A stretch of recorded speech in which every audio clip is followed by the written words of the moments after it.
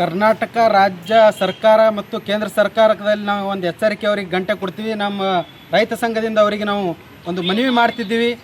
ಏನಪ್ಪ ಅಂದ್ರೆ ಈಗಾಗಲೇ ನೀವು ಸರ್ಕಾರಿ ಶಾಲೆಗಳನ್ನು ಮುಚ್ಚಿ ಏನು ಮರ್ಜ್ ಮಾಡಿಕೊಂಡ್ರಿ. ನೀವು ಎಲ್ಲ ಗ್ರಾಮ ಪಂಚಾಯತಿ ಅಡಿಯಲ್ಲಿ ವ್ಯಾಪ್ತಿಯಲ್ಲಿ ಬರ್ತಕ್ಕಂಥ ಹಳ್ಳಿಗಳ ಸರ್ಕಾರಿ ಶಾಲೆಯನ್ನು ಒಂದು ಗ್ರಾಮ ಪಂಚಾಯತಿಗೆ ಮರ್ಜ್ ಮಾಡಿ ಒಂದೇ ಶಾಲೆ ಆಗ್ಬೇಕಂತ ನೀವು ಹೊಟ್ಟಿದ್ರೆ ಅದು ತಲೆಯನ್ನು ತೆಗೆದುಹಾಕಿ ಸರ್ಕಾರಿ ಶಾಲೆಗಳಿಗೆ ಖಾಸಗೀಕರಣ ಶಾಲೆಗಳಿಗೆ ಏನು ವ್ಯವಸ್ಥೆ ಇದೆ ಆ ವ್ಯವಸ್ಥೆ ಸರ್ಕಾರಿ ಶಾಲೆಗೆ ಕೊಡಬೇಕು.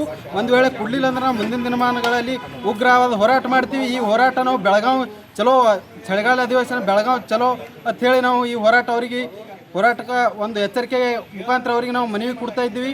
ಅದೇ ರೀತಿ ಸರ್ಕಾರ ಶಾಲೆಗೆ ಏನು ಅನುದಾನ ಬಂದಿರತಕ್ಕಂಥ ಅನುದಾನವನ್ನು ಸರಿಯಾಗಿ ಉಪಯೋಗಿಸದೆ ಏನದ ಬಂದ ಹಣವನ್ನು ಎಲ್ಲ ಅವರೇ ಸರ್ಕಾರಿ ಮುಖ್ಯ ಶಿಕ್ಷಕರು ಮತ್ತು ಅಲ್ಲಿರ್ತಕ್ಕಂಥ ಎಲ್ಲ SDMC ಸದಸ್ಯರು ಅಧ್ಯಕ್ಷರು ಗುಳುಮ್ ಮಾಡ್ತಿದ್ದಾರೆ. ಆ ಅನುದಾನವನ್ನು ಸರಿಯಾಗಿ ಯೂಸ್ ಮಾಡಬೇಕು.